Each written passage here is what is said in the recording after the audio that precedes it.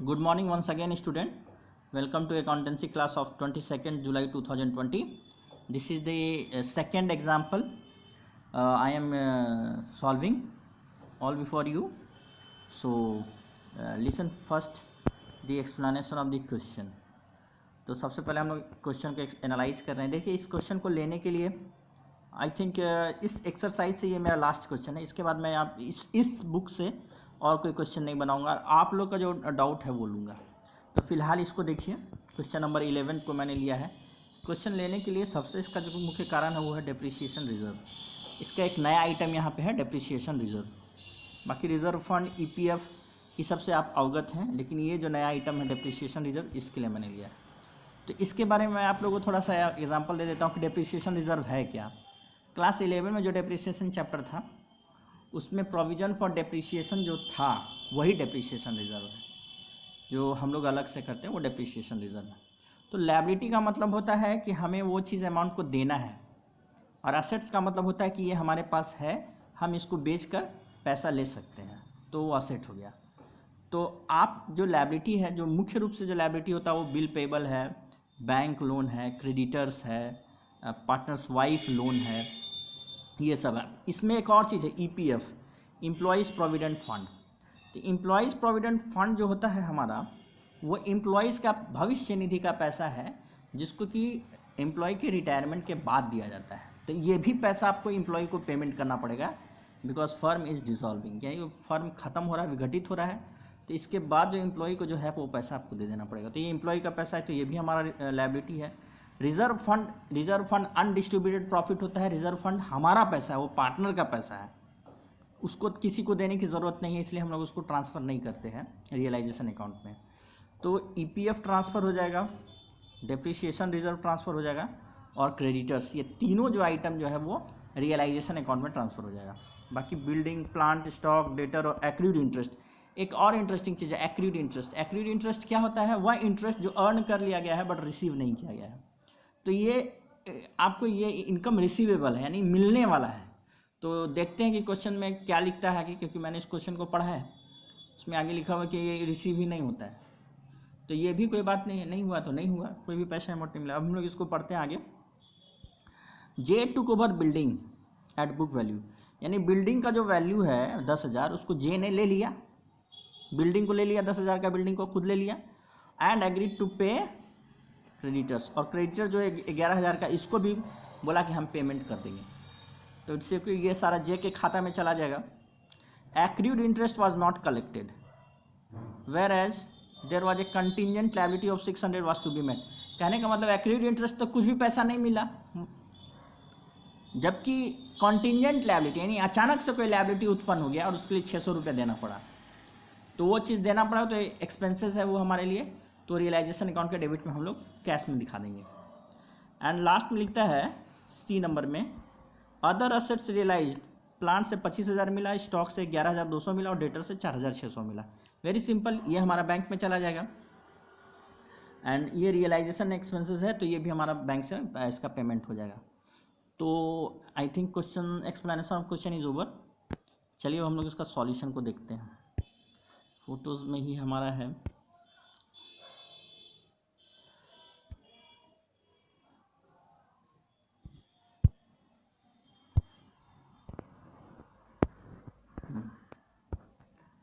तो यहाँ पर देखिए मैंने इसका आपको सॉल्यूशन बनाया है. इसमें सबसे पहला जो है ये रियलाइजेशन अकाउंट है. ये आपका रियलाइजेशन अकाउंट यहाँ पर लिख लीजिएगा, रियलाइजेशन अकाउंट, पर्टिकुलर्स अमाउंट, ये इसका फॉर्मेट है. अब देखिए इसमें जो मैंने लिखा है, सबसे पहला स्टेप जो इसका आपको करना है वो क्या करना है कि बिल्डिंग, प्लांट, स्टॉक, डेटर और एक्रूड इंटरेस्ट, ये पांचों आइटम को बुक वैल्यू पर यहाँ पर ट्रांसफ़र करके लिख देना है. तो ये पांचों आइटम का टोटल हो रहा है 50,200, तो 50,200 आप यहाँ पे लिख दीजिएगा, पहला स्टेप. दूसरा स्टेप में जो लायबिलिटी ट्रांसफ़र होता है इस तरफ, उसमें ईपीएफ 3,000 है, डेप्रिसिएशन रिजर्व 5,000 है, और क्रेडिटर्स हमारे 11,000 है. ये तीनों आइटम को आप लिख सकते हैं, एक ही साथ लिख सकते हैं. यहाँ पे ईपीएफ, डेप्रिसिएशन रिजर्व और क्रेडिटर, ये 19,000 आप एक साथ लिख सकते हैं. यहाँ पर मैंने इसको क्रेडिटर्स छूट गया था हमारा, फिर से मैंने इसको अलग से ट्रांसफ़र किया. तो ये डेप्रिसिएशन हमारा 11,000 क्रेडिटर 11,000 हो गया. ईपीएफ और डेप्रिसिएशन रिजर्व 5 + 3 8,000. तो ये पहला स्टेप में हमारा जो है एसेट्स और लायबिलिटी का ट्रांसफ़र हमने कर दिया। दूसरा स्टेप में जो फर्स्ट लाइन लिखा हुआ था क्वेश्चन की, जेड ने बिल्डिंग को बुक वैल्यू पे लिया है, तो यहाँ पे आप देखिए बिल्डिंग मैंने यहाँ ब्रैकेट में लिखा है और बिल्डिंग का वैल्यू है 10,000, तो ये 10,000 जो है आपको ये यहाँ पे हमने लिखा है। और ये क्रेडिटर को 11,000 को ये पेमेंट के लिए भी एग्री हुआ था, तो ये 11,000 का यहाँ पे क्रेडिटर है, ये पेमेंट हो गया। ओके पापा बाद में यहाँ 11,000 हो गया, तो ये हो गया हमारा। और उसके बाद आपका क्वेश्चन में लिखा हुआ था कि हमारा और थिंग से प्लांट से 25,000 मिला है, स्टॉक से 11,200 और डेटर से 4,600। तो ये आप बैंक अकाउंट के अंदर ये तीनों आइटम को ऐड करके हमारा 40,800 आ रहा है, तो ये लिख दीजिए। तो इस तरफ का सारा आइटम का क्लियर हो गया। सॉरी, अब इस तरफ में देखिए हमारा पेमेंट क्या चीज़ को करना है। तो ईपीएफ एम्प्लॉय का पैसा 3,000 पेमेंट करना है, कॉन्टीजेंट लायबिलिटी का 600 रुपया पेमेंट करना और रियलाइजेशन एक्सपेंसेस का 600 रुपया पेमेंट करना है। तो ये आप 3,600 और इसको आप ऐड कीजिएगा तो 4,200 आ जाएगा, तो ये हो गया। तो आई थिंक ऑल आइटम्स का एक्सप्लेनेशन हो गया यहाँ पे, ये सारा एक्सप्लेनेशन यहाँ तक हो गया आपको। अब आपको इसको ये चारों आइटम ऐड कीजिएगा आप, तो ये टोटल आएगा 69,800 और इसको ऐड कीजिएगा तो आएगा 65,400। आपको जो नियम बताया गया है लेजर का, उसमें बताया गया है कि भाई ये जो अमाउंट है और ये अमाउंट जो बड़ा है उसको हम लोग लिख देंगे, यही यहाँ पे लिखा गया है। फिर इसको यहाँ लिखेंगे और इसमें से इसको घटा देंगे 65,400 को, 4,400 का हमारा प्रॉफिट आ जाएगा। 4,000 प्रॉफिट आ गया और इसको हम लोग 3:2:1 में हमने ट्रांसफ़र कर दिया है जे, एस और आर के कैपिटल अकाउंट में डिवाइड करने पे। तो आप डिवाइड कीजिएगा, अगर इसको 4,400 को 6 से अगर आप डिवाइड कीजिएगा 733.33 आएगा। तो ये 33 की वजह से मैंने इसको 733 इंटू आपने 3 से अगर 1 से मल्टीप्लाई कीजिएगा तो 733 ही रखा है।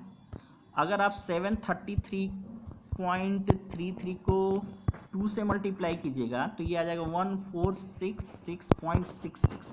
क्योंकि यहाँ 66 है इसीलिए मैंने यहाँ पे किया 1467, तो ये हमारा हो गया। और ये 4,400 इंटू, अगर आप 4,400 इंटू 3/6 आप करेंगे तो सीधा 2,200 आ जाएगा, तो वो डायरेक्ट लिख दिया गया। तो इस तरह से आप ये तीनों का आप कैलकुलेशन देख लीजिएगा। यहाँ पे 0.33 के वजह से यहाँ पे 1 रुपया ज़्यादा हो गया है और यहाँ पे 1 रुपया वो जो डेसिमलाइज अप्रॉक्सीमेट करके जो है हमने लिखा है। तो यहाँ पे आई थिंक कोई नहीं होगा आपको कन्फ्यूज़न। अब आइए पार्टनर्स का कैपिटल अकाउंट, ये भी बड़ा सिंपल है। 12,000, 8,600 और 10,400 ये बैलेंस ब्रॉट डाउन करके आप लिख दीजिए यहाँ पे। उसका जो रिज़र्व फंड है, रिज़र्व फंड 3,000 का है, तो ये रिज़र्व फंड 3,000 हमारा, उसको हम लोग 3:2:1 में डिवाइड कर देंगे जे, एस, आर के कैपिटल अकाउंट में। तो ये आएगा 1,500, 1,000 एंड 500, ये अमाउंट आ गया हमारा। उसके बाद ये जो आप देख रहे हैं जे का कैपिटल अकाउंट में, अगर मैं आपको दिखाऊं जे का कैपिटल अकाउंट छोटा करके, देखिए ये यहाँ से यहाँ ट्रांसफ़र हुआ है और यहाँ से ये ट्रांसफ़र हुआ है, क्रॉस ट्रांसफ़र हुआ है रियलाइजेशन अकाउंट का, ठीक है। ये क्रेडिटर का पेमेंट के लिए 11,000 रुपया मिला है और ये बिल्डिंग का जो है 10,000 रुपया ले लिया है, इसलिए इसका कटा है उसके अकाउंट से। चलिए अब ये रियलाइजेशन का प्रॉफिट जो है ये जो अभी आया आपको, ये वहाँ से कैपिटल से ट्रांसफ़र हुआ है, ये वाला आप देखिए।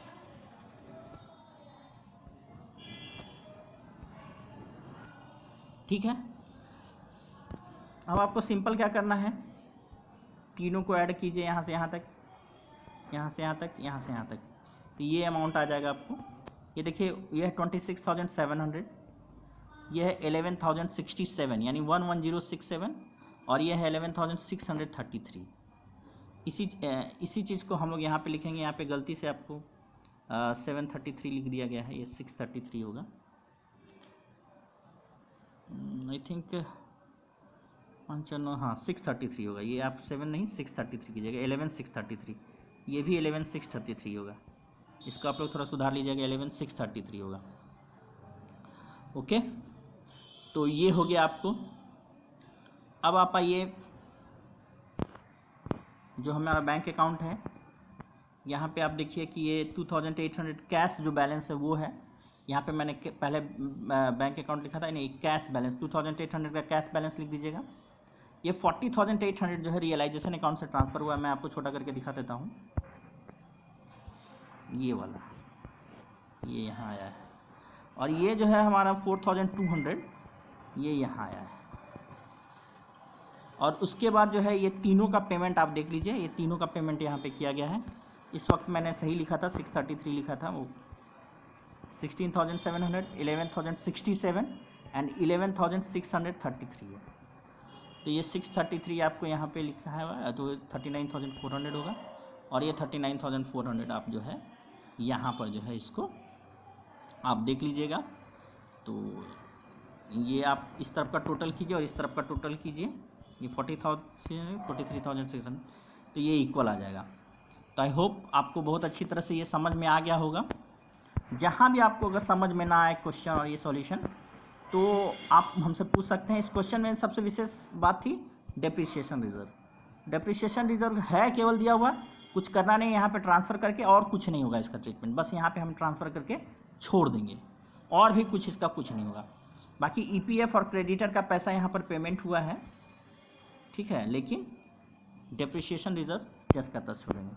तो I think this is very clear to you, all of you. Thank you for paying attention.